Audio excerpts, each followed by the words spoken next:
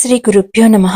ఈశ్వరుడిని ఎన్నిసార్లు స్మరిస్తారో అన్నిసార్లు తలరాత అదృష్టం మారుతాయని, అందువల్లనే పాపకర్మలు క్షయమవడానికి, పుణ్యాన్ని సంపాదించుకోవడానికి ఎల్లప్పుడూ ఈశ్వర స్మరణ చేయమని, దానివల్లనే పుణ్యం పెరిగి శుభాలు ప్రాప్తిస్తాయని చెబుతారు. దుఃఖాన్ని, దుఃఖ కారణాన్ని కూడా దూరం చేసేవాడే శివుడు. శివుడు అనగానే గుర్తొచ్చేది శివలింగ స్వరూపము. ఈ రూపము పరమేశ్వరుని నిష్కల రూపానికి ప్రతీక. లిం అంటే సృష్టి, గం అంటే లయం. అంటే ఈ చరాచర సృష్టి అంతా ఎక్కడి నుండి మొదలవుతోందో, తిరిగి ఎక్కడ లయమైపోతోందో అదే శివలింగము. అటువంటి శివలింగానికి బ్రహ్మ మురారి సురార్చిత లింగం అంటూ పరమశివునికి యావత్ ప్రపంచము భక్తి శ్రద్ధలతో స్తోత్రం చేస్తుంది.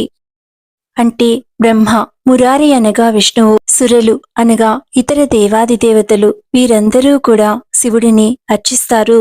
శ్రీరామునిచే ప్రతిష్ఠింపబడి పూజలందుకుని పూజింపబడుతున్న పరమ పవిత్రమైన లింగము శ్రీరామేశ్వర జ్యోతిర్లింగము. శ్రీకృష్ణునిచే గోపేశ్వరునిగాను, వినాయకుని చేత గోకర్ణేశ్వరునిగాను పరమశివుడు ఆరాధింపబడుతున్నాడు. శివుడిని ఆరాధిస్తే, పూజిస్తే, ఆయన చెంత చేరితే తీరని కోరికంటూ ఏదీ ఉండదు. ఎంతో సమయముంటే పరమశివునికి అభిషేకం చేసుకోవచ్చు, పూజ చేసుకోవచ్చు. శివునికి 108 నామాలతో పూజ చేసిన వారికి అనంతమైన పుణ్యఫలాలు ప్రాప్తిస్తాయి. అంత సమయం లేకపోతే శివుని యొక్క 8 నామాలను పఠించడం వల్ల శివపూజ పరిపూర్ణమవుతుంది.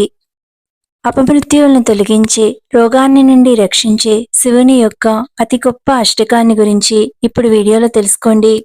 ఎవరైతే అనారోగ్యంతో బాధపడుతూ ఉన్నారో వారు శివునిపై నమ్మకాన్ని ఉంచి ఈ అష్టకాన్ని చదవటం వల్ల అపమృత్యువు నుండి పరిహరింపబడతారని, శివుని రక్షణ వల్ల పరిపూర్ణమైన ఆరోగ్యం చేకూరి ఆనందంగా జీవిస్తారని శివుడే చెప్పారు.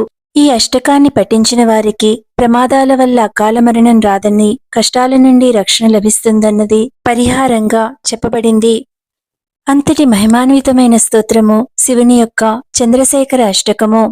ఈ అష్టకము ఋషి మార్కండేయచే వ్రాయబడింది.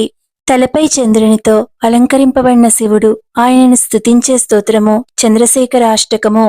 చంద్రశేఖరాష్టకం నిరంతరం పఠించే భక్తులకు శివుని రక్షణ శీఘ్రంగా లభిస్తుంది. శుభమస్తు.